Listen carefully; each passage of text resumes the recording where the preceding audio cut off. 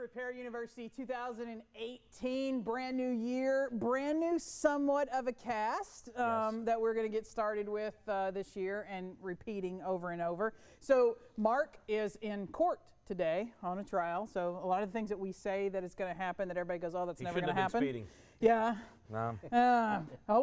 Mark, we hope you get a victory verdict on that with our. But no, he is at trial today up on the East Coast, so couldn't make it with us. We've already got a couple text messages, so I know he's watching, and I know that we're probably in trouble. Yes, already, yes. Yeah, so we'll deal with that later. But Danny, welcome to Repair University. Thank you. We are so glad you're here. For those of you that are not familiar with the Database Enhancement Gateway, or the DEG, it is a joint operation between SCRS and ASA and ASP. Right. So our collision repair associations work together to make sure someone like Danny exists, to ensure that our databases, all three, are accurate. So if you ever pulled up a car and you're writing an estimate and it had 0 labor time for something and you wondered why is that, well, that's what Danny does. Or even if there's not enough labor time, or something's not in the database or incorrect in the database, it's listed wrong. Maybe it's supposed to be steel versus aluminum, or aluminum versus steel, or whatever the composite material. You just were telling me about a roof resolution you got, I guess, while we were here this week. Yeah, we just had and it could have just been a simple error in the database, when they're inputting the labor time. They just put in 11 hours, but with the simple inquiry, it ended up changing into 21.4 hours. That's a big difference. If I'm a tech, I'm putting a roof on. 10 hours is a big change. Yeah. And it seems over the years, though, it seems that a lot of times it's computer people that are doing this, not collision repair people. So it's somebody that's, a computer expert that's just taking and populating stuff back and forth. A lot of times it's a cut and paste issue, or sometimes, and they don't realize it. And if we don't catch it, then it's just going to stay that way, and they don't have, I guess, an expert on field to check everything. Even if they did, think of the amount of money it would take to just go through every single car, every single procedure, every single part each year just to check it. So they got to count on us, and I don't know why more people don't use the DEG. I guess because it's free. Well, let's hope. It's a free resource. You got to charge for it. Then people would think it's got value. Exactly, but it's a free resource. But like you said, it's just data entry, and a lot of times it could be just not enough information out there. But it's also the fact that it could just have been a simple human error mistake, 4-1-1-4, sometimes, things happen. So we're just out there to, catch mistakes, and, with the help of the users, that helps us, work with the IPs and get that resolution made. Yeah. So it's exciting. So here's how we're going to use him this year for you guys that are watching. Besides the fact that he's our DEG administrator, he was also a pretty badass tech before joining the DEG. So a lot of experience with Porsche and some of our Germans, and so he's joined us as not only technical, but we're going to be talking more this year about estimating, about what's included and what's not included, and then that way when issues arise, we don't have to wait to make a DEG inquiry. We'll have him right here, and we'll have resolutions for the show. And Josh, welcome to the jungle, I guess is a good way to put it. Sure, thank you. Appreciate it, glad to be here. So standing in for Jason, so the more intelligent version of Jason. He's gonna send me an email one way or the that. other. For iCar. So it's Jason, debatable. Jason will be back next week, but hopefully we're gonna get you guys to trade out. Absolutely, happy to do it. Throughout the year. So, guys, let's dive into it. This is a topic I believe we have more than an hour's worth of content to get to.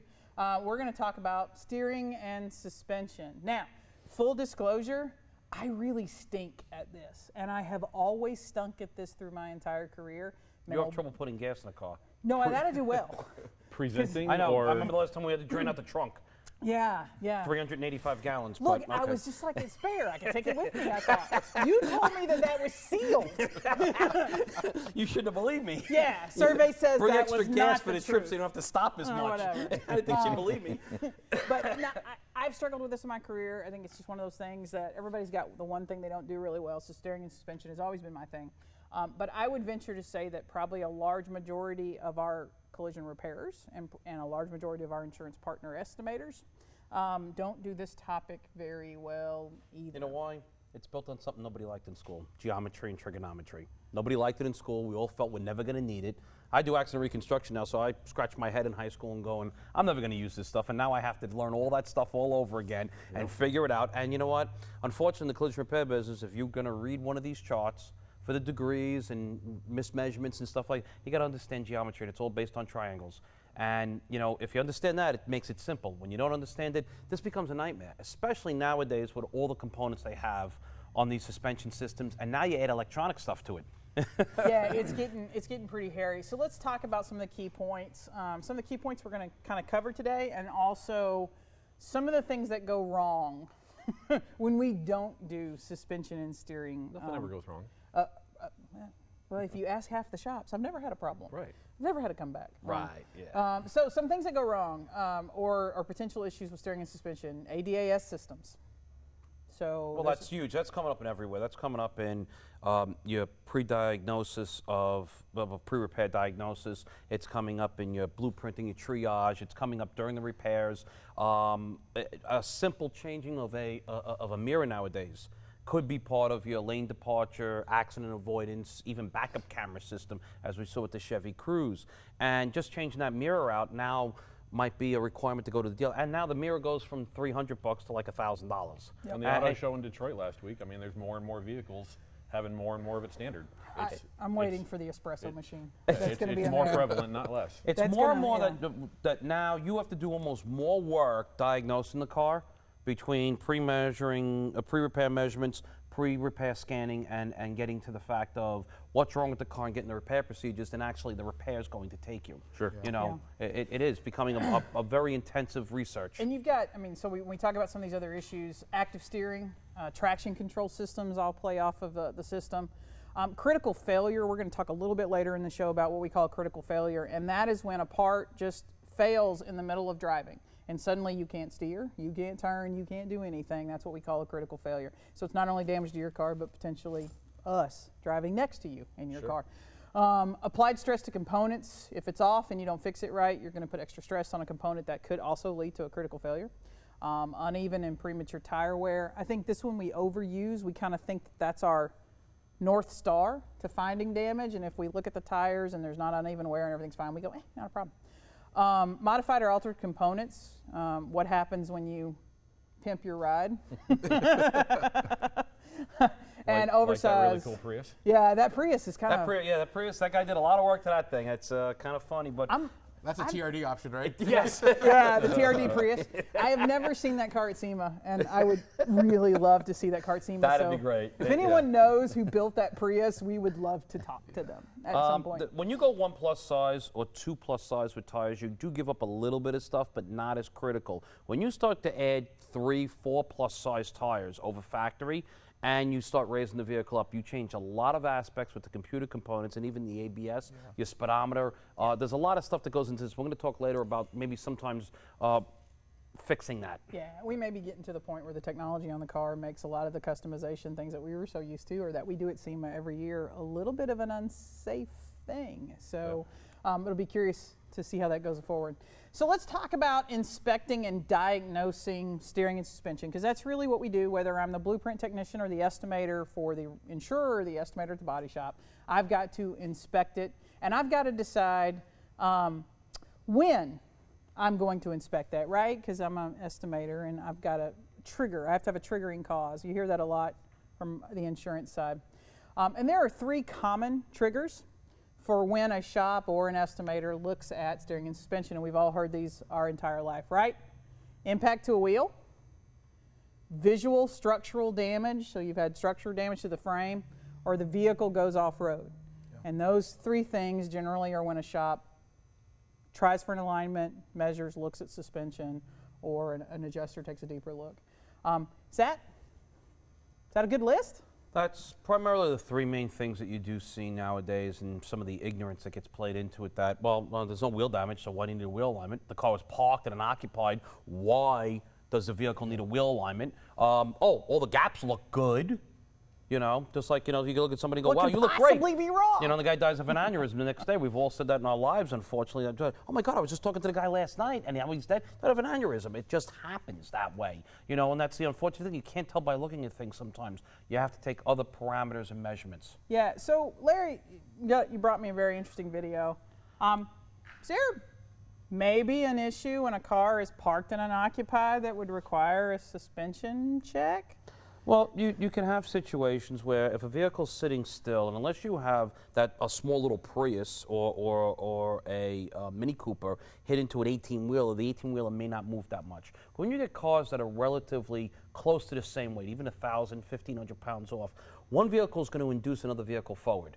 And a lot of times you induce it forward, even if the wheels are straight, as you can see in the video, the vehicle is forced up onto and traverse the curb. Now you have some scraping to the rims, or at least the tires in this case in this vehicle, but the bigger problem is this vehicle could be a possible total loss. Besides the fact that the car, as you see, that Cadillac, rode down the whole side of the car and actually kind of like went up on its two wheels at one point, so you got to figure that whole side's damaged. But the transmission's damaged in this vehicle most likely. And people may not realize it, and I'm sure during the replay you guys can watch the video over and over again. You'll watch the wheel. It gets induced forward, and then at a certain point, while the car's still moving forward, the wheel actually stops and spins counterclockwise. So it kind of like a rubber band. It got to a certain point in the transmission said, whoa, hang on, bink, and it sprung back. So nothing mechanical got damaged in there. Nothing got twisted in there. So this is going to be an issue where the car might move, the might drive, but guess what? A month, 2 months, 3 months, 5 months, a year down the road, that tranny might lock up or sail or seize. You've got a transmission that was sitting there in park, and you just put a lot of energy into that transmission. A lot of force, a lot of applied impact force. And then it released in that right front wheel, and you saw it spin backwards. And that's going to be a major issue. And you know what? This is unfortunate because what will happen is some insurance company will come in, the shop will go over it. No one sees this video, no one's going to test drive or do anything, and they're going to finish the whole side of the car and then find out it needs a transmission, and now the car's going to total, because this I know is in New York State. You know, it's a friend of mine, Phil Adams, who got the video for us, and it happened in front of his house. A friend of his got hit there, and in New York State, 75% of the ACV, the car has to total. So you might be close to it, and they go, okay, we'll make an agreement, we'll fix it. And all of a sudden, you need a $7,000, $8,000 transmission along with the repairs and everything. Now you got an issue. After the fact. After the fact. But it's pretty, the paint match. So it's a pretty total loss at that point.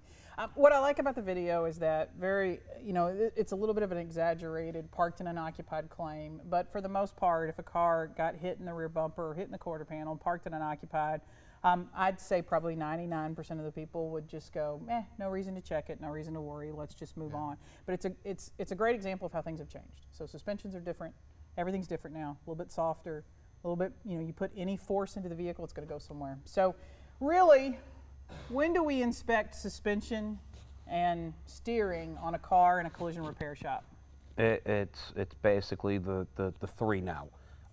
You have after every collision, you have to go ahead and pre-repair measure the vehicle, or diagnose measurements. You have to do a pre-repair scan to find out what's related, not related, and what's going on with the vehicle systems. And be honest with you, you really got to check the suspension components out and mechanical components on the vehicle. So these are three things that have to be done on every single collision. And I'm talking collision, not a vandalism where someone breaks all the windows in the car and scratches the car. You probably don't need to check suspension or even maybe measure the structure except for your own liability. But you will need to pre-scan or pre-repair scan the vehicle to find out what's going on with it and what things might be set off by the windows being broken and scraping. Hail damage, all right? Probably don't need to structurally measure the car. I don't think hail, unless it's a boulder, is going to destroy the car. But from Colorado, I mean, it gets Colorado's pretty big. What the hell? What the hell? But you will have to do some sort of pre-repair diagnostic measurements to find out if there's any codes that aren't related to the system, and then when you're done doing the repairs, what new codes you're going to get, or new issues you're going to get because of the R&Is or the on and off with the battery numerous times. So these are things you need to take a look at when you actually work on these vehicles, and you have to really understand what needs to be done to these new electronic. I mean, basically, this is like an IBM or an Apple computer running around. Absolutely. That weighs 4, 5, 6,000 pounds, moving along at 80 miles per hour many of the times. I know it's been covered multiple times in these broadcasts and things like that, but I think it's worth repeating. I mean, just because there isn't a light on doesn't mean that there isn't something going on in the system. You gotta go check. Just like we brought up those 3 conditioned things, that's conditioned also. There's no lights on the dashboard, so there's nothing wrong. Sure, everything's good. That's why they call them idiot lights, because idiots pay attention to them. They're basically for consumers. That's not a way of diagnosing a car. It really isn't. It's kind of like, Oh, well, you look healthy. Here, breathe. Okay, you're healthy, leave. good. And then you go outside and you get a heart attack. What do you think they give people stress tests for? Sure. You know, the doctors diagnose this stuff. We have to get into the vehicle and find out what's going on. This is not 1970s cars with 4 or 5 lights on, all right? If you do have every malfunction indicator lamp on, idiot light, like a Christmas tree, you got serious problems. You know. Yeah, so think about it this way. So basically, really, every car that ends up in your shop, or every car that you're estimating, whether it's a field inspection or you happen to be the shop estimator, is going to need a suspension and steering diagnostic and analysis. In a way, look at it it's really, your steering and suspension is kind of the only thing that touches the road. That's where the friction is when I'm impacted, whether I'm doing the impacting or someone's impacting me. Yeah. And it's taking those forces, and the odds Absolutely. of something bending or breaking are very, very, very, very high. And if we don't fix it, it's not just that we're going to wear through a set of tires, the customer's going to come back. Because I think a lot of us, somewhat our safety check was, what's the worst that could happen, right? They come back 6 months later and tell me their tires are cupping or whatever, and I go, oh, whoops, sorry. But really, it's more than that now. So, yeah, I mean, that's not the worst case. That's the, you know, most likely case. That's also the least dangerous case. The dangerous case is the wheel separates, and you have a wheel separation. The car goes out of control. The wheel hits somebody. There's numerous stories of that. I mean, just last year in New York, a tractor-trailer tire came off and went off an overpass down and landed on top of, directly running into them, ran into a woman and her mother, and they both were killed, and the roof of the car was crushed, and there's this big, huge tire stuck on top of it from an 18-wheeler. Well, I mean, Just a besides, runaway tire. yeah, Yep. besides the catastrophic failure, the critical failure that we talked about, I mean, we rely on our ADAS systems, and our ADAS systems rely on our steering and suspension to work. So I rely on mine. I'm becoming one of those lazy drivers. I never thought I would, but I am. So They're great. if I'm going to inspect it, right, so we now know we're going to look at every car that has a collision-related event that's in the facility, or whether I'm inspecting it in the field. I have a couple of different ways of diagnosing or inspecting steering and suspension. First is visual, right, which is what I'd say large majority of estimators, whether you're a shop estimator or an insurer or an independent appraiser, that's how you're doing it, is you're doing visual inspections. So let's talk about that a little bit. What are some aspects of visually inspecting suspension? I think the most important thing would just be talk to your customer, talk to the person driving the vehicle, or at the scene of the incident, and finding out what exactly happened. Yeah. The story tells a lot about the Who hit situation. who? Who hit who? Was it what wet happened. out? Was it dry out? Was there snow? Was there ice? How many times, or did you spin around at all? Did you hit something else? You just slam on your brakes, looking for different indicators. Right. Did you have problems before the accident? Was there an issue with the car? These are things you want to find out, because it'll help you understand better what was going on. You Right. got to piece together the whole story. Yeah. You need all the puzzle pieces. If you are relying on the FNOL, so the first notice of loss is what we refer to it a lot. If you're an insurer, that's the loss report you get that says go look at this car at this location or whatever, and it tells you this is what happened. Or if that's what's faxed into you through a DRP, through an insurer or whatever. But if you're relying on that first notice of loss to tell you what's wrong with the car, you are missing out on so much information that's probably causing you to perform incomplete repairs. This isn't something, a lot of times it becomes a supplement at the end, and an oh crap, it's Friday and I forgot to do this. Yeah, no, it's so not good. this is things that go out that you just didn't know you didn't know a lot of times, so that's a big issue. What else do I got there that I can do, guys? Impacting marks to the wheels. Was the wheel straight, or was it rotating at the time? This vehicle, we know the facts of the loss. The car was parked and it got hit and stuff, and somebody scraped something by it and stuff. But we have on this rim, we'll look at this later, there's a longitudinal scrape here, not a rotational scrape. So that's telling me this wheel is probably sitting still, and because I'm missing some damage here, I think the wheel was sticking out a little bit, so we might have some damage to this wheel, and we're going to investigate that later. You want to look at gouges at the tire. You want to look for paint transfers or material transfers, grease, dirt, rust, like it hit one of those metal plates that are in the ground that they usually use to cover construction areas and stuff. Maybe one of those were high. This will tell you a lot about what's going on. Was the ground wet or not? Did the car get shoved over to the side, or did the car push something out of the way? Because it was a high coefficient of friction where you actually got a lot of good grip going on. So these are all important factors to look at. Yeah, and the way that things are set up today, if you have an impact to a wheel or a tire, boy, you better dig deeper, because very, very rarely is it just going to be that wheel and tire. Oh, yeah. That's affected. So prepare to dig deeper. But Larry, if I'm going to do this visual inspection, there's kind of a really critical step that I've we seen miss. guys misled by a wheel sticking all the way out. It's like, wow, that's really hit bad. And you see a big bang in the wheel, and it's like, oh, it's really bad. No, the steering wheel's turned. So the first thing anyone should do is go inside, turn the ignition to the on position, or the, unlock the steering wheel. Turn the steering wheel, make sure it's locked left to right, and check and get the middle of the steering, and make sure one wheel's, at least one wheel's straight. So that you're in the right area. At least now you got a good visual. Try and keep it on flat ground. You're not going to find level unless you put it on a bench, but you can find something flat.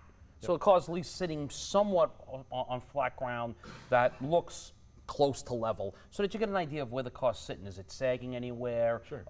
Is one tire cascaded in more than the other tire at the top, or more outward at the top? You want to get a good visual of the car going around, and visual look. It's going to mislead you on ride height and everything else Yeah. if it's not sitting relatively flat. Right. And I can do some comparisons like you just talked about. Comparisons always work out. Once again, you're not repairing the car. These are quick checks you can do. So you can walk around the car, and I mean, literally, I can say, let's say, I'm going to take my fingers here, and I'm going to just try and run them through here and say, okay, my fingers fit through here. I'm just getting a little bit of tap. I also want to check over here and say, okay, they're moving through, and get a little tight right there. I want to try and use the same hand on the opposite side and see if there's any difference there. So I would maybe anticipate that this might be a little wider than the other side, and this is going to be a little bit tighter than the other side because of the way this wheel got hit, and some other information we already had on this. And that would now prompt me to say, okay, I think I'm going to take the tire off, and I'm going to do some other measurements on this, which we're going to talk about as we further go on here. Right. And then I know this is a hard and very rough concept for a lot of people to get. I do apologize, but you're actually going to have to lay down and look under the car. And check a few things, right? We can check panel gaps. We got our panel gap gauge. Well, panel gap Right. gauge, you still want to check that, because that, although that's not the main indicator for misalignment, because a lot of cars nowadays, you do have open apron assemblies. A lot of the Germans have it. You don't have an apron up here. You have an upper rail, a lower rail, and you got a plastic water bottle, washer bottle, or overflow tank, or even an air filter, plastic, that's holding to the upper and lower rails, and there's no apron. Now you just go back and there's a strut tower. So you can have a lot of deflection or a lot of deviation in measurements that you're not going to pick up unless it's more significant. And that's why you may not catch some of these slight misalignments to these things. This is why it's important to measure. But you do take first with panel gaps. Start with the least. Yeah, but at some point, here's my pet peeve. It really bothered me when, I managed, at one point I had 900 estimators, and I still don't know how I survived. But it really bothered me when I had an estimator that would call every shop and go, hey, can you get that on a lift for me? You were hired with a certain degree of, you must be able to lift 50 pounds, you must be able to crawl and underneath the vehicle. Crawl and look at the vehicle. For an estimator. That's part of as part of the job description, must be able to lift 50 pounds or whatever. I don't know, it was a physical exam to be an adjuster. You got to scale this wall. Yeah, but whether you're an estimator at a shop or you're an adjuster or whatever, you're going to have to look at these cars. You're going to have to lay down and get underneath them. You're either looking at the suspension component. Hey, is it broke? Quite honestly, the conditions are different too. Sitting on the ground on a flat surface, as Larry described, versus vehicle in the air, suspension hanging, you've now changed geometry, you've now changed those conditions. Right. Something may be apparent in one setting that's not apparent in the other. So you want to get a probably good ought to view look of the at it in vehicle in a couple of different both positions. situations. Yeah, I think if You we're really talking do. about the visual diagnosis, we're going to decide when it's going to come into the shop for actual, now it's time to measure, now it's time to tear down, now it's time to do some things. But that visual inspection, get down and look at parts. We've got one that I think even got posted on Facebook a couple of weeks ago, where the adjuster comes out and goes, well, we'll handle suspension as a supplement. And you can very clearly see the suspension components hanging and dragging the ground.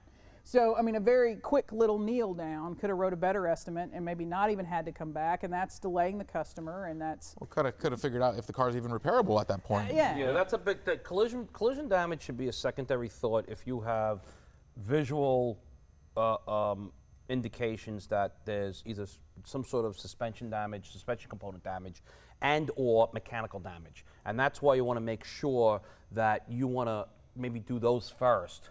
Yeah. Because you don't want to find out that you diagnose a water pump that went bad and there's leakage all over the front of the engine, that the water pump went bad in the accident, leaked all the water out, they left it running, and now you blew the engine, and you don't know this, and oh, it's not starting because the battery got cut by the fire department. Okay, terrific.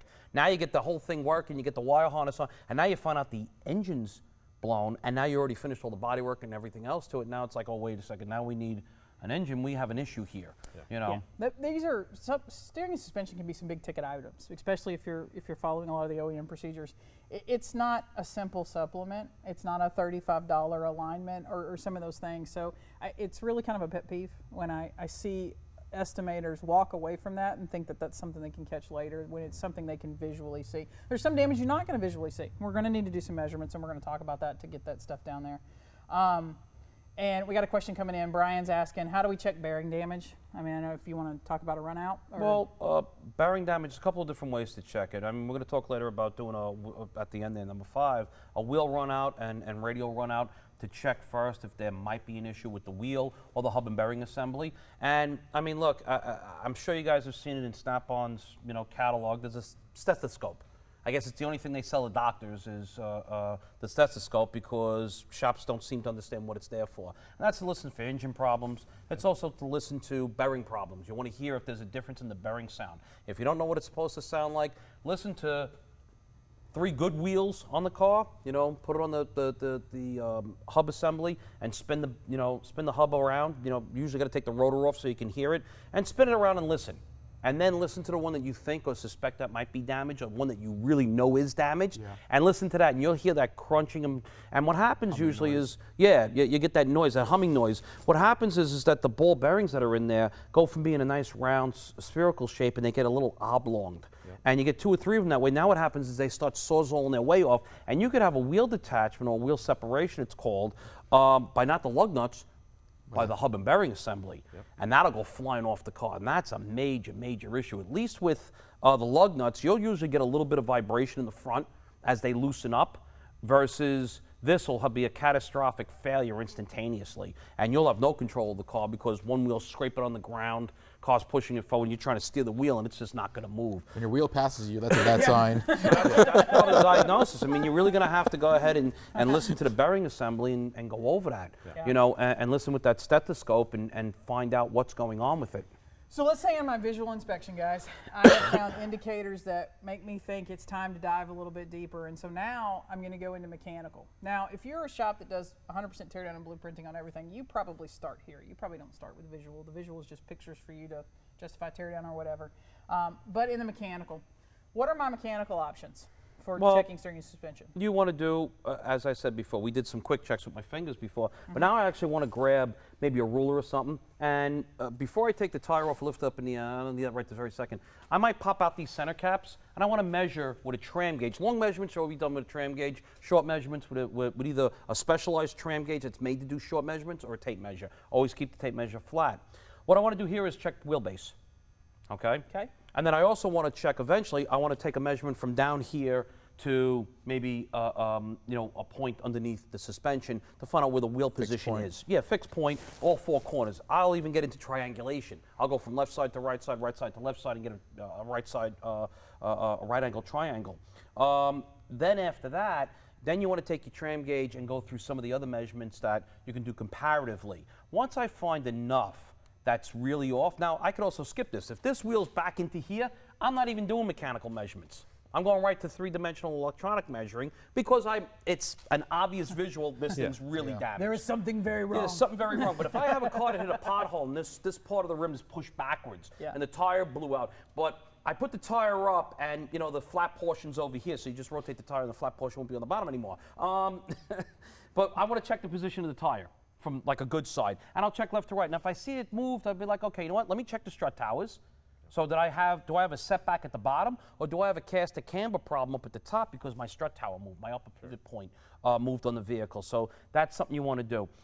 We also have out there, we have these electronic and bubble type, tram gauge, caster camber gauges that we can utilize. Racetracks use them all the time because you got to constantly change caster and camber on those cars because of the way the track is.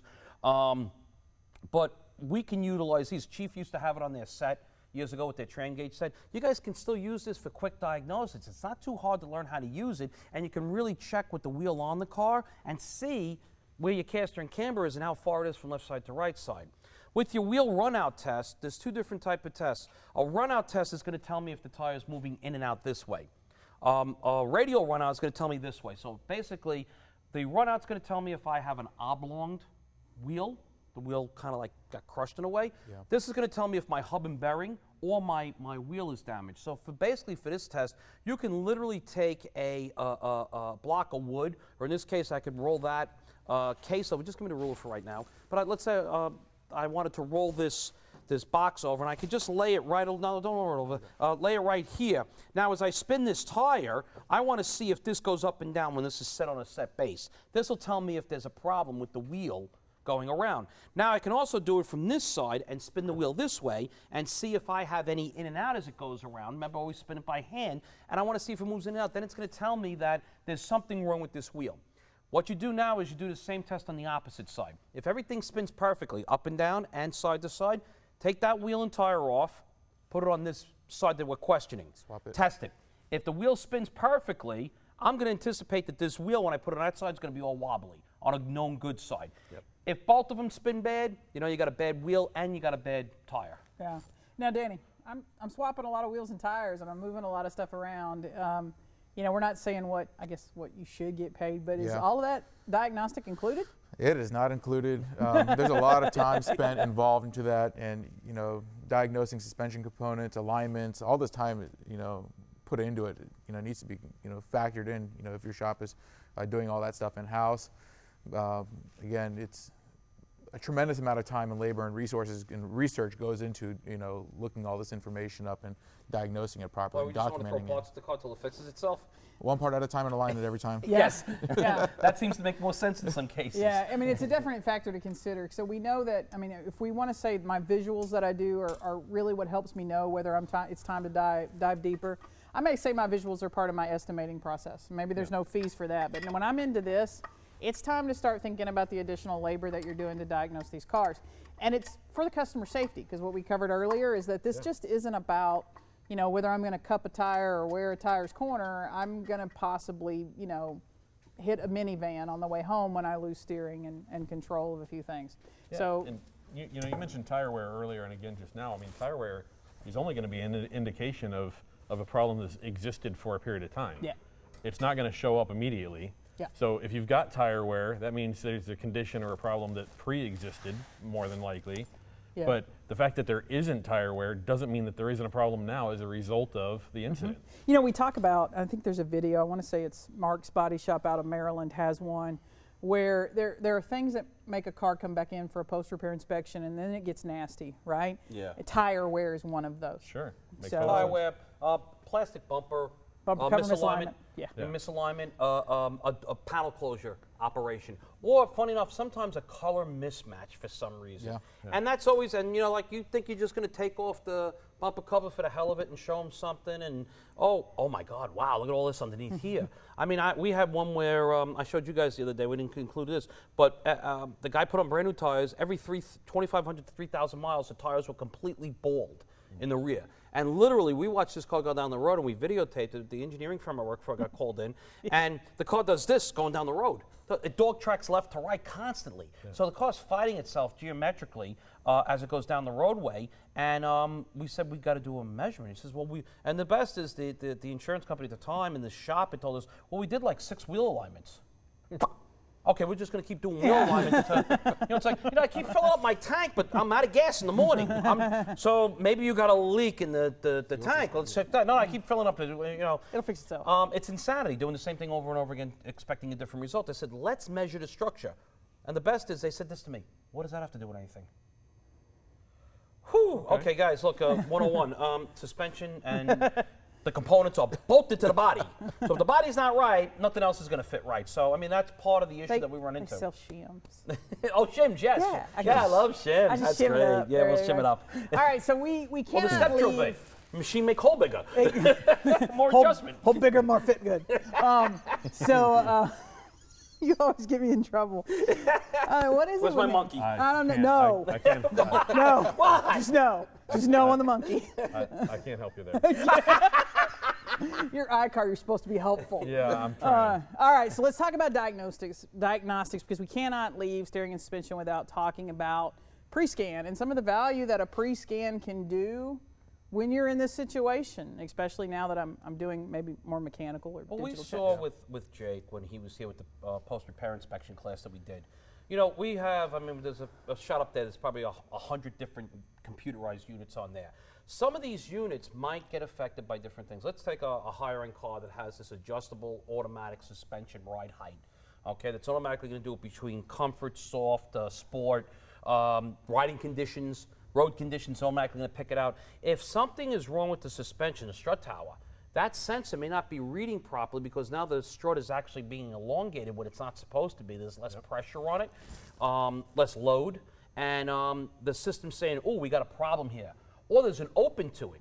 Or the ABS isn't working. Well, remember this, the ABS, okay, well, I'm going to step on my brakes, the ABS, all right, no problem, the brakes will still work. Yeah, but what happens if you're riding like on an Infiniti that has that Distronic cruise control or that even that pre-collision safe stuff that's involved in it that constantly taps the brake if you're not paying attention? That works off the ABS. If you're not, that's not working properly, that's not going to work, and you may smash into the back of somebody even though you said, well, I have my pre-crash warning on. But it's part of that being the lazy driver, so to speak. We're coming with being technology. a lazy driver once again, but you got to expect people not to know this stuff, and they Hey, get but I'm complacent. paying for that vehicle, so I can be a lazy driver. How That's many always people on nowadays, and ask yourself this, how many people back up now, put their right hand on the back of the seat and look up and over through the back window to see when you park? No, everyone uses their camera.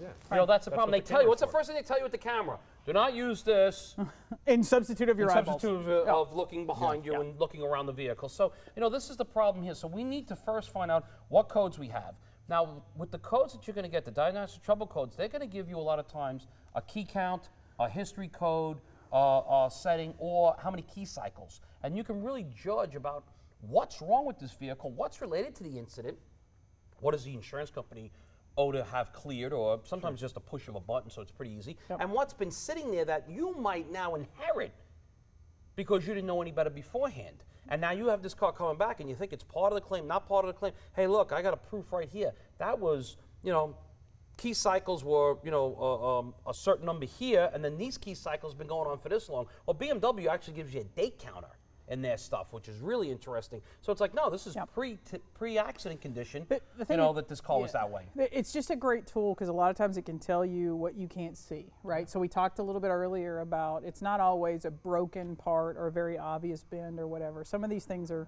kind of microscopic. But those computers and those sensors pick that up, and so that's amazing. And so there's definitely a value. So a lot of times we talk, is there a value to a pre-scan? And, you know, we kind of go back and forth, but yeah, they always says do it. Potential liability, and helps you set up your ground. It's almost like I'm going to remodel this building for you, but I'm not going to have any plans. I'm not going to have any architect go over anything. Screw the code, screw what the state says or the county says about building and stuff. I'm just going to go, I'm going to put a bathroom over there, I'm going to build this wall. No, you can't do that. You need plans, you need to take measurements, you need a surveyor to come in here. So there's a value to that pre-scan. It definitely plays a role in steering and suspension. It can point you to damaged components. It can point you to things that you additionally need to look for. Hey, Danny's included? No? That's not included either? Not included. Man, all these things that I need to be getting paid for. Oh, so, wait, it is included. It is included. It's going to be included in the court testimony when you get sued. It's going to be included in evidence that you didn't do it. Yeah. That's where it's going to be included. That's when it comes up. So, right. All right, so there beyond my mechanical means there are some digital and electronic ways in which we can diagnose suspension, right? Yep. And I'd say this is when it's in my teardown and it's time to get really serious about the estimate and what it's going to take to get this car right. So, what are my options here? Well, you can take some electronic measurements with some of the systems out there. The one we showed up there is the car aligner, and they have an ability to measure the structure of the vehicle, and in the same computer system, not moving the car, you go to a different section, and now it's going to pick up something different. You can measure underneath the hood, which is the upper structure of the area, which we found the strut towers were off on this vehicle. The lower control arm mounting points were off. The engine cradle was off. But then we also did some comparative measurements, left side to right side suspension components. There was nothing wrong with the suspension components, but the structure was off. This car was a post-repair inspection that they repaired the car. They didn't pull it enough. The suspension parts are right. Yeah. But they decided to drill the holes bigger to machine make hole bigger, make it easier move strut tower. So and they got their alignments that they needed and stuff. So I mean that's something to take a look at. But it also gives you a printout. It gives you something tangible to hold in your hand. Right. Okay, which is a little bit easier sometimes to read than degrees. And we could spend a 4-hour class on how to just read electronic printouts from a wheel alignment machine, because it can be very difficult to understand. So we've got our report from Carliner. So basically, our measuring systems within our shops, no matter what brand or whatever you're using, has the potential to get this. Correct. Is that part of setup and measure if you thought you had structural damage? No. Yeah. It's a diagnostic. It's just and you do just have to realize it's chinging, Josh, Right, as we go along. Listen, setup and Danny's measure saying is that's not only included. affiliated with either a universal bench system or with a dedicated bench system, because that's actually a setup and measure. You're actually setting the car up. You're going to set up the machine system and the measurements and then compare the car to it. When you have electronic measuring, that's a completely different step. You have a setup and you have measuring separately. Right. But if you were taking, let's say as a shop, because you have the right to agree to whatever you want to agree to. Right. But if you're agreeing to 2 hours of setup and measure because you believe the vehicle has structural damage, that does not include what you're going to have to do to check the alignment. And that's usually so done that's an before it ever gets additional. to the frame machine. Yep. Unless you have something like the Carolina Quick 42, which I have some shops that are doing that as a blueprint diagnostic piece of equipment. You can put it on a 2-post lift, and we did measure this car yesterday with the Carolina, and we also measured it with the Matrix wand on this 2-post lift. You know, so it came in handy. Now, I also have the ability, if I have an alignment system in my shop, I could do a pre-alignment check. Without a doubt, you still have to pre-repair measure the vehicle for diagnostic purposes for the structural components. If the structural components are good, but something still looks fishy, you can do a pre-wheel alignment check, or a wheel alignment check, which is basically you put it up on top of the wheel alignment machine, you put all your targets on and stuff like that, you press a couple of buttons on the computer screen, and it'll give you a printout of what's up. Now, this is how iCar has that one chart that I think is really, really good. It's if caster is this, camber is this, and SAI is this, this, or this is damaged. And like, it's one part of the structure, or it's this part of this part. How can anyone tell me, based on these measurements, that only this or this can be damaged? It's geometry. Plain and simple. So that's how they can come up with that chart, and that's in, I think that's in damage 2, and I think it's in STE04. Correct. And what happens is that chart's great. I tell everyone, print it out, keep it there. I think our car should actually have it like printable on Laminated the, laminated on the Shop on the poster? website or something for suspension and diagnosis. Because Take a look at that. You know what? It's a really good chart, but once again, you got to take the STE04 class so you know how to read this thing, or if you've taken a Hunter course on it, or one of the other wheel alignment So I've got companies. this thing, and it's going to do my pre-alignment So now I can look at report. this and go, Right. okay, this is off, this is off. I can look at the iCar chart and go, this, and this. All right, I know the structure's not off because why? I measured it. My upper control points, my lower control points, my mountings are all good. So now I rule out the iCar listing of caster, camber, SAI and go, that's off. Now I only have these 2 parts. Now I can do a comparative measurement and find out that this knuckle is bent here. Yeah. But another thing you can do is you can also verify with just a straight edge or a slide ruler. You can actually just put it on this rotor here, and you can measure outward to the left side and the right side, such as this manner here, and take a look at what my measurements are, go to the other side and check that, and say, hey, wait a second. This can only be bent here. I can also go up here and literally just do this off of this. A slide ruler usually comes in handy. Or I can put it off to the side and measure off to something. So once I get a side from left to right, I can set this up, check it on one side, check it on the other. Obviously, a slide rule would actually work a little bit easier with this to try and do that. But you can actually take 2 rulers and do this at the same time, see, and you're doing a comparative measurement. Guess what? If I find out from here in a right angle, up to here is the same on both sides, but from here to here is different on both sides, guess what? The knuckle's bent, but the knuckle's bent here. And contrary to popular belief, cast bends. Glass bends. Not where we're going to take it and put it in the car like this, but glass will bend before it breaks. Right. Okay, even though it's more of a ductile fracture, a brittle fracture versus this being more of a ductile fracture. It'll bend a lot more before it ever fractures. Okay. I think So one on thing, my real quick, I think one thing just to also make a note of, a lot of vehicles designs, or some of them may be, symmetrical, but there's also asymmetrical designs. So in comparison, when you're doing a comparative measurement, You need to know. You need to know if the other side's even going to be the same, if you're referencing the correct side of the same part of the other side. So I've done my little pre-alignment on my machine that's in my shop, right? Hey, is that included? No, it's not. No. So it's not part of an alignment fee that I may charge later, or part of replacement fees of what I diagnose. The pre-alignment wheel alignment check wouldn't be included either. not included in the alignment. Yep. Nope. You know, might be a little bit cheaper than a full alignment, because you got to realize a lot of these cars now, you can do an alignment on anything to check it. But a lot of times, got to go back to the dealer because the car has different ride heights. It's trying to cruise control and all these targets. It's not feasible for the shop to own everything for each different manufacturer. Yeah. So we talked a little bit about 3D electronic measurement. We showed what we'd gotten with Carliner report, and that really can do whatever. But you mentioned that we did put the wand into play on this vehicle, and you guys have heard me talk about the wand a lot. I love the Matrix wand. I like it as an estimating tool. I know that not a lot of shops invest in an estimating tool of that degree, but it's really a simple way to do all the checks you need to do with just a photograph. So as you can see, we've got a little video of we had them measuring this car yesterday while we were inside working. But it's as simple as hanging a target and taking a picture. Yep. And I can take a picture from here, or I can put the target underneath the car and then take a picture from the ground. And then from that one picture, I can check right and left sides. I can check cradles. I can check, you know, just about everything that's out there. So it's a great tool for estimators, because it's just, there's a lot lower training. I don't want to say lower, but there's a little bit shorter of a training curve using the Matrix wand. Fantastic piece of machinery, great for blueprinting, great for... If you can identify these things on the front end, the repair process just goes much smoother, and then there's no hiccup, there's no you know, delays in the repairs. I mean, it's really a great opportunity to catch that information on the front end, instead of when that car is supposed to go home on Friday at 4 o'clock. And it will take oil alignment. And you're calling your alignment shop, where's my car? Where's my car? Let's say the customer's already got that text message that says your vehicle will be ready at 4 o'clock today. And then you got to call them and go, never mind. Or you're taking it out for the final shakedown at 3 o'clock and finding that it's got a little pull to the right because you never bothered to check. Yeah. So look, guys, let's go through some components. So we've talked about, you know, what we're going to do to diagnose what's wrong from the whole system.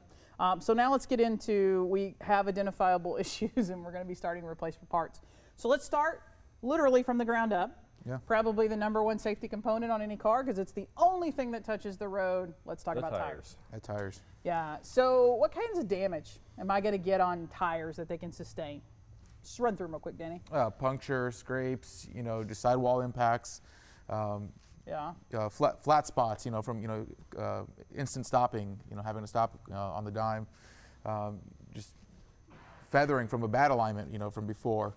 You know, how many cars come in, you know, they've already had a pre-existing condition. The belts could be showing, you know. Right. Excessive wear. Excessive wear. Yeah. Hit a pothole or something in the roadway that's not enough to jar the wheel, but enough to put a bubble in the side of the tire with damaged bolts.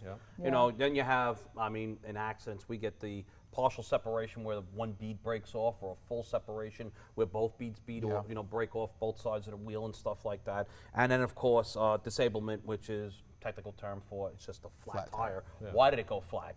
Sure. You know, that's another thing we need to find out. Did it happen on our property because we left screws laying around, or was it part of the accident? Which then would tell me, why did it go flat in the accident? Yeah. Well, I want to know that. You get a problem with that steel belt that's running through the carcass of the tire as well, and that's not necessarily easy to identify. I mean, you won't necessarily know that until you go to balance it or do a road force alignments, you know, road force bearings or something like that. Yeah. Tires are absolutely critical. If you ever forget how critical they are, then just go back and Google search the Ford tire issues and the exploding explorers that we like to call them, and what that did, and kind of how many people were injured and killed because of tire issues. That's when I was working at the dealership for that. It was a tire rim issue. They just put together the wrong two pieces. Neither one was defective. It was just they were mismatched. The wrong combination. Yeah. The wrong combination. I can remember going out and having to like seize tires and put them in these huge evidence bags for State Farm. It was a mess, and I was completely filthy the entire time.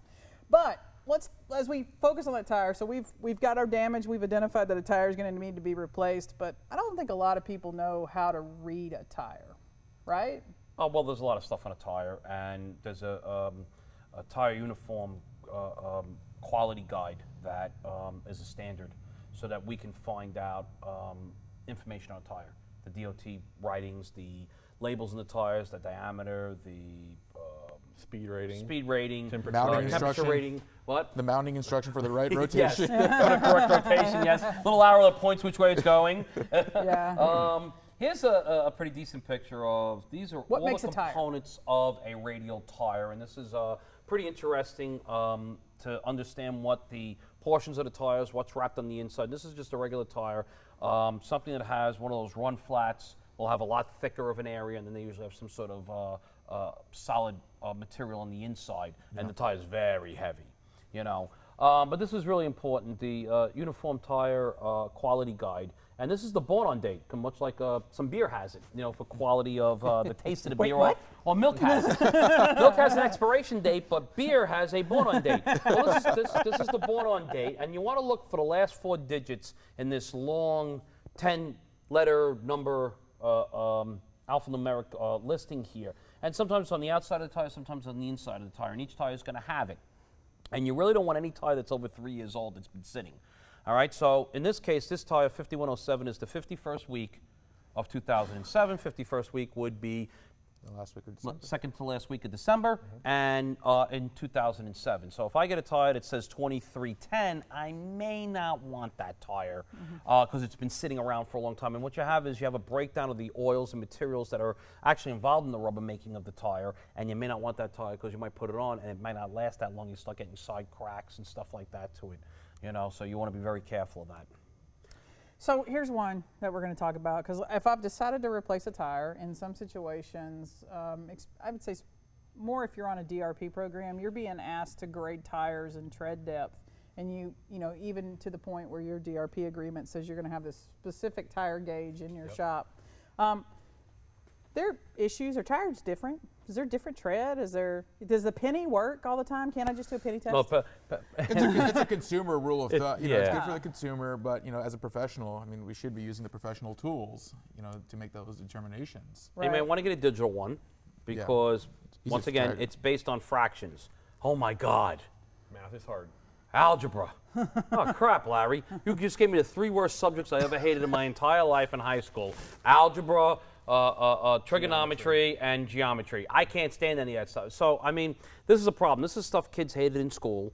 And now that we're involved in this as collision repairers and even mechanics, I mean, look, carpenters still use fractions.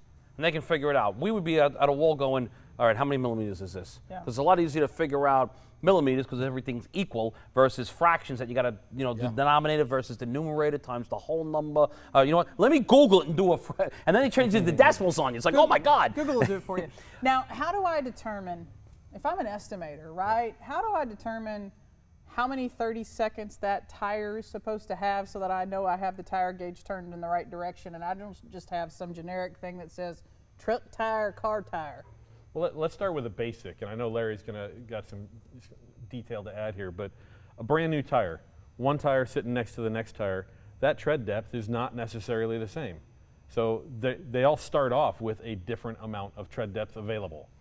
Now, there's some common rules about how much is the minimum, Right. but where they start as a maximum, it depends on the type of tire, the application, whether Manufacturer. it's all season, whether it's a type of sport tread. you know, So whether that's it's basically going to finding that tire, getting the information off the side of the tire, absolutely going to that manufacturer's website and determining what they have said that what did tire it start is. with. There you Yeah. go. In general, from there? most vehicles will come with 10 or 11 30 seconds.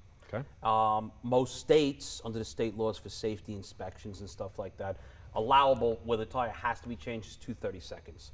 And you know, some tires have these wear indicators, which will be like the penny built in. You get down to the wear indicator that it's straight across, you got to change your tires. These tires should be changed way beforehand, but that's where you have to. This is before the steel Right. belts start coming out.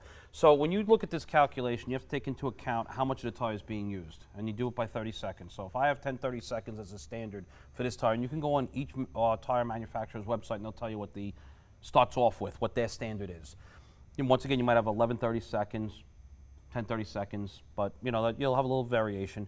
Now you go ahead and check it, and you always have to take off the last 2 30 seconds. So you're starting off with 8 30 seconds to start off with, and I probably lost half the crowd already. So now, if I have a tire that's worn down 4 30 seconds, I've used 50% of that usable tire. So now this becomes an issue where we have to inform the customer, you're at 50% life. How many more miles you have, I don't know. It all depends on the coefficient of friction. It depends on the temperature. It depends you on what drive. how you drive. You know, do you like lighting your tires up? Do you like to skid to a stop? The answer is yes. Okay, for those of us who are not going through a midlife crisis. So these are important factors to realize with a customer. This is why it's so important to rotate your tires every 7,500 miles, the way the manufacturer recommends it, which is, like you you should really do this, otherwise the tire's going to go. Tire manufacturers recommend it also. Right. So it's every second oil change, or if you drive less, maybe your oil change, or BMW will tell you when you're supposed to go in for an oil change. Do your tire rotations. Your tires will last longer, but also keep an eye on it. Listen to what the mechanic has to tell you. That listen, it's about time you get tires. You want to get a second opinion? So that's what fine. we're going to do with that is why we're talking about tread depth, because everybody's kind of probably at home right now going, tread depth, kind of, Kristen, that's a total loss thing, right? Not so much. How many people have been asked to shave a tire over the course of probably last year and this year on more than just maybe a Subaru? That's a The topics come up. So it's increasing and it's out there. So guys, can we shave tires? Yes, you can. No, you shouldn't on commercial vehicles or general driving public vehicles. What happens is that, years ago they did this to get bias ply tires back in the 60s and 70s with race cars and stuff were really a variant on tread depth, a variant on levelness, quality. So they used to shave these tires to get better traction, get a bigger footprint, hitting the ground, giving you better grip and traction, get more speed out of it. Tire probably wouldn't last as long, but there's some issues with it. Since the radial tires have come out and the manufacturing process, the materials they use, some nanotechnology nowadays, the speed ratings of tires. I mean, you don't want to take a 1960s Corvette or muscle car with the original bias ply tires on there and go out racing with them and have to make a turn. You're going to wind up dead.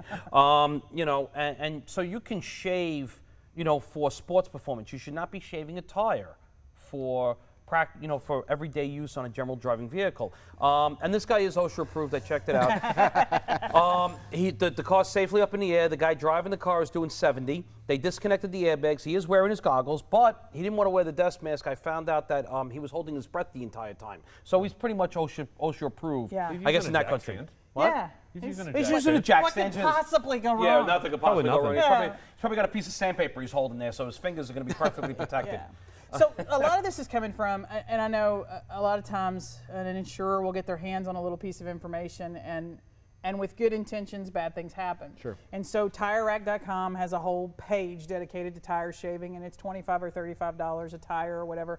But they also have a section on there that says that tread depth makes a difference on whether you can shave to balance a tire. So as a shop, if I'm dealing with this issue and someone on a Subaru says, yeah, no, we're not going to replace all 4 or 2 or whatever, I'm just going to shave this. Well, you need to kind of be able to talk about tread depth and some other issues you've got going on. But it doesn't matter if anyone, like an insurer, wants to warranty that tire, because that's not the problem. So what we've got here is actually from one of the tire manufacturers, a specific warranty statement off of their website that says if you shave a tire, no bueno.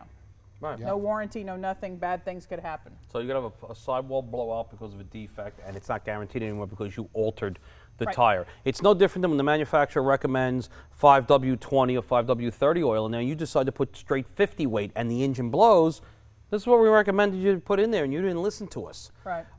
Some companies will give outright statements in their tire information. Now, once again, you have to go on the OEM's website for technical information to get this stuff, but this is Audi, and tires should be replaced at least in pairs, not individually. For example, both front tires or both rear tires together, and that's for the rear-wheel drive ones. You go into the Quattros, you're going to have an issue where you probably got to change all 4. If you have an R8, you have to change axle pairs because the tires are directional and they cannot be switched around. Yep. So the left front tire only can stay on the left front. The right front tire can only stay on the right front, and the back tires are bigger than the front tires. Kind of like BMW X6 and X5 that have the sport package. Yep. I think a lot of shops struggle to find this information. And I think we're always told look at the OEM service website for this, but a lot of times the OEM service website may not have information where what the recommendation for the tire is. So the owner's manual has that information as well. Sure. Right. Sometimes the information that we need is at the simplest place, which is sitting in the glove box. I got to read the owner's manual past the fact that I got to set my radio stations and my time. Yeah, I mean tires are So but if you look at your owner's manual, which is in the glove box, but even like a lot of manufacturers have a website where you can input Well, the every VIN number. website, every manufacturer's every OEM's website for just buying cars will Yeah. have an owner's section for free that you can get a copy of the Type in owner's the VIN manual. number, it takes you straight to the owner's manual, and the information is right there. That's Right. specific to that And a car. lot of the even times there's an extra little booklet in there that's just about tires. The tire, Yeah, warranty and that's from the information. tire manufacturer Right, usually. that you chose to do that. I mean, and we know how this got started. I get it. I mean, I'm an owner. Let's say I bought that Porsche. I Yeah. mean, one day I'm gonna buy a One day. Porsche. And it comes time to put my first, maybe I got a flat tire and I go into Pep Boys, and I'm thinking I'm gonna buy one tire, and Pep Boys tells me, no, it's 4. Ooh, wow, that's a lot of money. And so now we started offering the consumer an option or whatever. But the legality of that is just not good at all for a collision repair And if center. the customer decides he wants to pay for that on his own to go do it, hey, Order knock that tire yourself from out. Tire Rack, get out of my shop. You know, whatever you want to do. You know, you can do that. And if a shop so elects to do it, that's fine. But a third party can't tell you what to do to that person's tire. Insurance company cannot tell you what to do to a car, how to fix it, do anything unless it's their particular vehicle, and you treat them like any other customer if they're bringing it in. Yeah. You know what? I don't want to do your work. Send it down the block. Yeah, I mean, this really isn't an issue of what we think the policy owes or doesn't owe or whatever. It's just kind of one of those things where just be aware it's not a good idea. It's becoming a more and more. We're hearing about it more and more. You're hearing about it. I'm hearing about it. It's popping up on social media websites where people are being told to shave tires, and some people think it's great because they've heard about it in the racing before. But there are issues. The OEs have issues with that. The tire manufacturer themselves have issue with that. There's a reason it's racing. You're off the main Yeah. roadway. You're doing a specific race type of process, and those guys are also replacing transmissions usually after each race. Sometimes during the race they're replacing an engine. That's you want to run like a race car. That's the problem, guys. Where are you getting that kind of money to fund that? You know, it's a very It's a expensive sanctioned hobby. event. Yeah. It's a Josh, very, tell us a little very bit about Sure. about this organization, because there is no specific "do not shave" in the collision industry. Right. Although facial hair is becoming popular, and that says that for us like a position statement yet. Maybe it's coming, but this organization that you pointed us to. Yeah, so in the past I've done some work with Automotive Maintenance Repair Association, and they're, as their name indicates, they're primarily on the service side of the industry. But they put together what's called Uniform Inspection Communication Standards. And so basically it's a standard language that a group of technical people get together from the industry and develop so that shops have a standard kind of communication approach when there's a condition that exists and how to resolve that condition. In this case, the condition is tires with excessive diameter difference on all-wheel drive vehicles or four-wheel drive vehicles. Excessive diameter difference is defined as exceeding manufacturer's specifications. So they're tying it right back to the OEM. Got to go back and source that information from them. And if that condition exists, it requires replacement. So this isn't about shaving a tire. This isn't about how best to resolve it. That's the position that they came up with based on the input from technical people, from OEs, from repair centers, from tire manufacturers, et cetera. That was a consolidated effort to come up with a position. Right. I got to say that Larry called an engineer on this, and we talked to a couple people on this as we were trying to prepare for this, and we had them on speakerphone, and as soon as we mentioned shaving a tire, everyone erupted in laughter. Yes. So much so we had to wait about 8 minutes. I made a sandwich in that time and had a cup of coffee. Still after. Yeah, still after. So it's just one of those things, and I'm sure we'll deal with it as the year goes on. I get it. I mean, some of these cars, the tires are $400 a piece, and the thought of having to put $800 But no one told you to buy that car. on a claim, yeah, I get No it. one told you to insure it. No one told you to buy it. I fix them, and there's a book that tells me how to fix them. All right, Yeah. so we've got our tires addressed, but the next thing that we're going to get in the system is the wheel, which is another thing that we just don't do really well at all either. So, can I fix wheels? Yes. What Yes can I do and to no. them? Well, some companies allow you to buff them. Most companies allow you to sand them, refinish them, or if you want to refinish, sand them and powder coat them. In many cases, you're allowed to do it. But any bending, hammering, welding, adding material, reducing material, reshaping, Straightening it. straightening it is strictly prohibited and can cause massive issues. So much so that even painting, a lot of the manufacturers say if you're going to paint them, you can't get anything in the nut sitting area where the nuts sit, because you can have delamination, catastrophic delamination due to the differences in expansion, thermal expansion of the wheel, the material that's painted, that it was coated with originally, and the material that it's painted with, and you can actually have the lug nuts back off and you have a wheel separation case. Yeah. It's also important to make sure the back side where it sits on the hub itself I mean, that's always clean. Corrosion, you know, dirt, you know, all those contaminants that get on there. Make sure that's always cleaned up before you reset that. You'll get some galvanic corrosion going on. Mercedes-Benz got it so crazy that in 5 different places in the repair manual on the new S-Class and the new E-Class, if you have to hit the wheel with a rubber mallet to take off the wheel, you got to change the rotor. If you hit it with a rubber mallet, and there's a lot of times you have to do that. Yeah. Usually, generally because you haven't rotated your tires, but if you hit it, you got to change the rotor. Right. So there's a lot of stuff out there that we have to look at, and we have to realize, and we have to look up information. It's becoming a situation where you're almost going to have, you got a parts guy in a shop now that used to never be. Yeah. You have a customer service rep that used to never be. Now you're almost getting to the point where you have a blueprint guy only, which used to never be, and now you're probably going to have a like a paralegal or a para information person to get all the information. Like a paratrooper. You know, to be able to deliver to everybody inside your shop that actually understands this stuff. To look up, there's a lot of information to look up. So let's look I at think some of these wheels examples here, because even the wheel that we have here on our damaged car, that's going to be a replacement. Yeah. And there are people that are on the internet, or there's people running around that probably have some mobile trucks that are coming in and out of shops across North America, and even the dealerships, unfortunately, that do some pretty impressive things. I mean, when they're done, you look at the wheel and you go, wow. But there's a reason the OEs say no to this. And I think one of the best explanations I ever heard was at a Verifax symposium. One of the OEs stood up and said, hey, our wheel is machined to the minimum tolerance. And when you start messing with the side rim, the bead, the things that are on those pictures, we don't know if the tire's going to hold, right? And a catastrophic failure, if a tire comes off a wheel on the freeway at 65 miles an hour, what happens?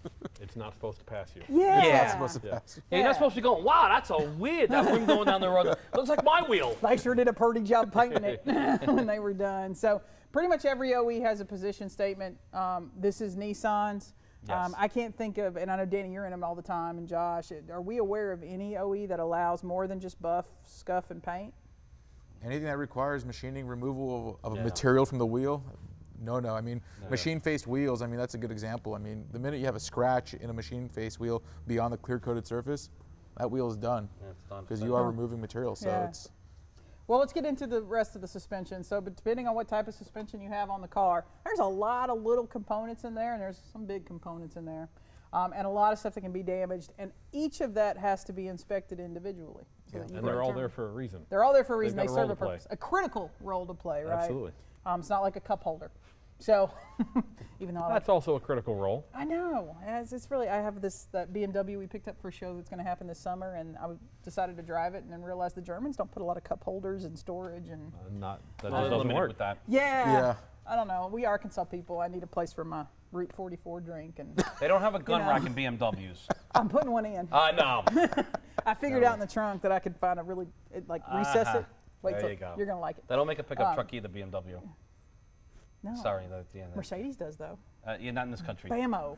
All right, so I don't want to cover all of those components. It would take forever. That's where your measurements, a lot of your 3D measurements come in that need to be taken care And there's of. plenty of courses out there that iCar offers on going over each one of those components and understanding them. Absolutely. And because we'll make a 5-hour class out of this thing. So let's Let's hit a couple of the component questions, right, that have come up frequently.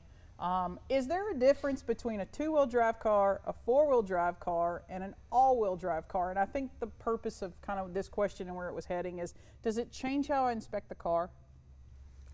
yes and no. I would say yes Well, and no. yeah, yes and no. Yeah. I mean, you're going to look at every 2-wheel drive the same way, front wheel or rear wheel. You're going to look at every 4-wheel drive the same way, or every all-wheel drive. But overall, you're doing the same inspections, but there's a couple of extra things. Components, yeah. Yeah, components in the 4-wheel versus the all-wheel drive systems, where you got the transfer case, you got an extra, a lot of times you have an extra drive shaft.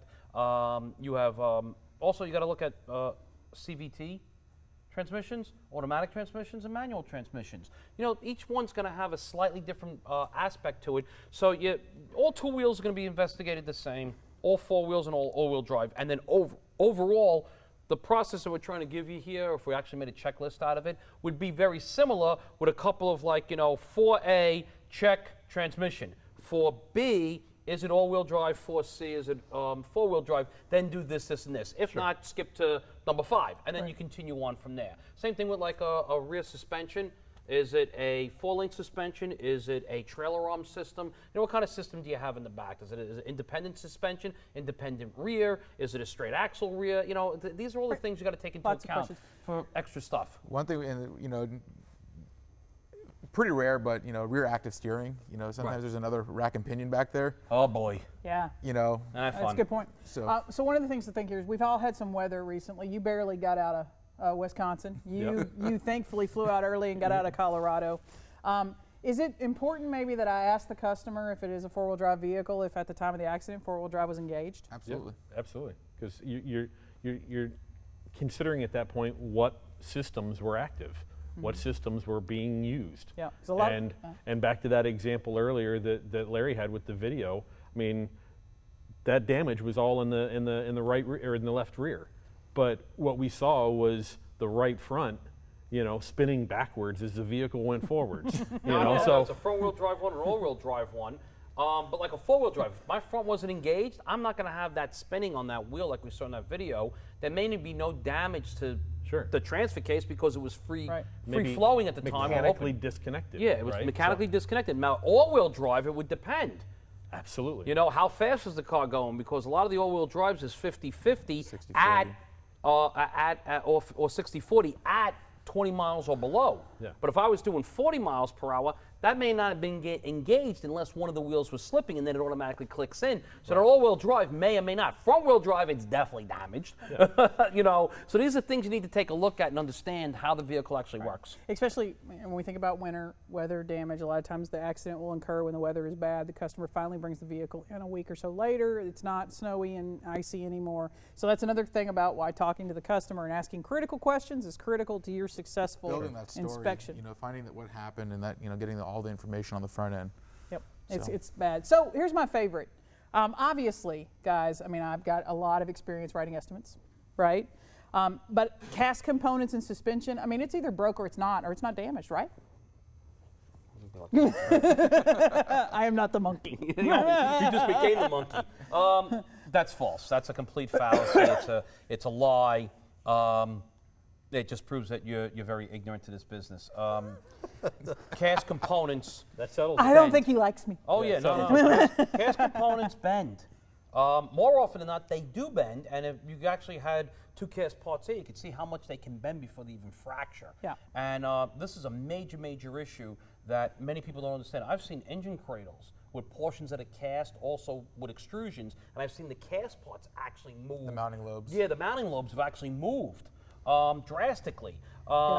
So you do have to understand what gets the applied impact forces, what occurs during the collision, how it happens, how the energy transfers through the vehicle. We'll see a video in a minute or two, but I mean, it's so much so, Mercedes-Benz, like a lot of the OEMs, actually put out a statement, a lot of the European ones, any impact to the wheel that requires any suspension component to be replaced and or if a tire rod has to be replaced because of an impact, not for serviceability of life expectancy, the rack and pinion has to be changed. And a lot of them say that. Now, Benz went as far as actually put a little separate statement in there, which basically says if an outside entity is going to, you know, force the issue and not change it and stuff, they must sign off on it. And they're never going to sign off on it, but that's a major, major issue that you have to look at. It's your liability. No one can sign off on that. Hold harmless does not work when you get to court. I'm sorry. Yeah, no. You know, it just doesn't. I've been in court and the guy says, no, I had the customer sign off on it. And the judge really doesn't care. The judge will laugh. The judge will actually laugh out loud on that, as the engineers do on tire shaving. Right. But as we watch that crash video, you see so much movement in the cradle and in the suspension watch components. the video, try not watching where it smashes into the wall. Watch the back of the car. Opposite Watch end the of the rear car. door, the rear quarter panel, and watch the rear wheel. And watch how much deflection the rear wheel still moves. And it goes back to Newtonian laws. An object in motion keeps in motion unless met with an outside force. Yep. You know, and that rear wheel is doing 30 miles per hour until it comes to a rest. So these are things you really need to take into understanding about what goes on with a vehicle, what happens in a collision, and what components have to be replaced. You got a question? Yep. Yeah. So we're going to get here because Okay. we are way over. Okay. So we're gonna run a little class right now. I think we're probably approaching like an hour and a half here. So the question always comes up, and we're going to throw Eric's question in here about what do you do with recycled wheel program, which is kind of the same as what about like kind and quality. used suspension parts, whether it's just a wheel or whether it's a whatever. Well, based on that video alone, you could see what happened to the rear suspension components. The car got hit in the front. I'm going to sell you a rear suspension cradle. That's one problem. So what happens to the back end of it? What's wrong with it? What happens? You're going to put the whole thing in and find out we'll take a wheel on because components are bent? Yeah. Another issue is that life expectancy parts, ball joints, bushings should be replaced. Guess what? Most manufacturers, I just did my friend's truck, and he's not spending the money on it right now because it's not worth this truck, but he needed ball joints. Now, $150, you figure, okay, a little bit of labor. No, they're $400 each because they only come on control arms. So it's $800 just to replace the two lower control arms on a Dodge Ram 1500. Not some, crazy European car. Not some crazy European car, and not some, unibody car. This is a truck that you anticipate these things are going to go bad. A work truck. Right. And this is a problem. Right. So you can't guarantee those. Do not use used suspension components. Do not use used weld-on products, we've said. Do not use used wheels or recycled wheels. It's your liability. If you want to sand a wheel and send it out, that's great. Make sure you get that wheel back, that you're painting. But no, you do not use these things. I don't care who tells you this. The customer the only person who can tell you or authorize anything to a car is the consumer. So if Kristen comes in with her BMW and wants me to paint her rims pink for some reason, hey, great, we can paint them. But if she tells me, oh, this rim's scraped up, that rim's scraped up, can you sand them and fix it? No. Well, what am I going to do? Take it down the road. Because it's not worth the liability if something goes wrong. So but keep in mind, business decision. Yeah, keep in mind here that the parts may be good. They may be good. We don't know. But just like you see in that accident video, the reason we're telling you to measure every car every time it has a collision damage is because of all the implied forces and where they go. Secondarily, if you go out and watch how some of these parts are harvested, the vehicle's up in the air like this and suspension's being unbolted and it's dropping to the ground, and it's, how it's cared for, stored, transported. There are all of these things that come into play. On the recycle wheel program, you don't know what's been done to that wheel. So you don't get before and after pictures. Whose program? Who's authorized this? Who's certifying? It's a self-certifying program, please. I mean, you guys just got to stop drinking the Kool-Aid. Yeah, it's just not worth it, or what should be. And like I said, Mercedes program was really good. But guys, there's one other thing that I kind of want to talk about here. I can sometimes have a suspension issue that comes up in the repair when I didn't have a suspension damage issue by simply just disconnecting the battery.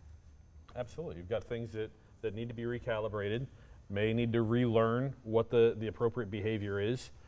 Back to earlier in the conversation, if there's aftermarket components on that vehicle, so things like bigger tires and wheels or a suspension lift or whatever, some of those things may have required some type of custom calibration in order to have that there. And now you've taken that vehicle apart, you've put it back together again. You need to figure out the right way to bring that back to a functioning form. Yeah, it's kind of interesting. The Nissan Armada from last year, I want to say that was like March or April show. Was the post-repair inspection. Just by disconnecting the battery, there was a whole slew of steering and suspension issues that needed to go back to the dealership and be done. And you have to disconnect the battery. You cannot use battery tenders and memory savers or anything like that. Or surge protectors. Or surge protectors. Yeah. Another I really need to, and I love the tool truck when it comes into I get very excited. Everyone, it's like the ice cream truck to me. I love it. It's one of the greatest days in the shop. But stop taking repair and collision advice from the guy on the tool truck.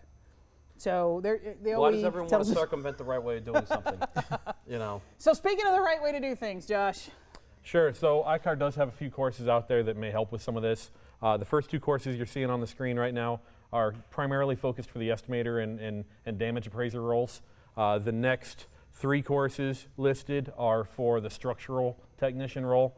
And then the last course that we've got listed there, steering angle sensor overview and diagnostics, is a course that we kind of put out for everybody. And it's an overview, as it states, about things that we're running into with steering angle sensors, calibrations, disconnecting the battery, what do we need to do? This course goes over some of that, and it's an online course. And these are amazing courses. How many of those are online and how many of those are live, if you happen to know? I know that the last one is online. Okay. The others right now are probably mostly live taught. Okay. Well, no, the first two classes, excuse me, for the estimator and damage appraiser, those are online as well. Okay. Oh, they are The now? the three in the center, suspension, rack and pinion wheel alignment, and diagnostic angles, historically have been dual delivery, so you've been able to get them either way. We're going through an overhaul of the curriculum right now. The majority of that content is going to make its way online. Yeah, and it's absolutely critical. I mean, I think, honestly, if we're all honest with ourselves here, there was a time that we always said if we got this wrong, the worst thing that's going to happen is we're going to ruin a set of tires. But now when we No, get there's this much more to it wrong, than that. it is catastrophic. It is critical. It is Yes. consumer safety. It is life enabling. And in the grand scheme of things, I can have airbags and all kinds of things, but the tires and the suspension are the only thing that touches You the can affect road. most of the driving public versus only affecting those who are in the car with some of the other repairs. Yeah. This will affect everyone that's driving around them. Yeah, imagine if you repaired a car that failed, that hit Larry on the road. Ooh. That would be fun. I would hate to see that happen. How so hard did it hit him? you better hope you don't get Don't up. make Mongo mad. Don't make Mongo mad. That would be exactly. Don't shoot Mongo. We'll Yeah. just make Mongo mad. So let's make sure Show my age. whatever it takes for your shop, for your technicians, for your estimators, for everyone in the facility, and if you are an appraiser, make sure you understand these systems, their functions, how to diagnose them, how to visually inspect them. It's as critical as, I would say, airbags. We spend a lot of time Look on up the airbag matrix. information, document it. You know, that's the biggest thing is documenting and looking up that Yeah, information. make sure you have documentation to prove to your customer. And then, Danny, is most of what we talked about today included? Nothing is, included. I mean, this is all extra time and I don't know, energy why don't you spent. listen to me. It's all included. When you go to court, they're going to include everything in the testimony when you get sued. Whether it's a business decision you make or whatever it is, but make it part of your process. That's the first thing you got to do is make it part of your process, and find out information in the front end before it's 3 o'clock, 4 o'clock on a Friday.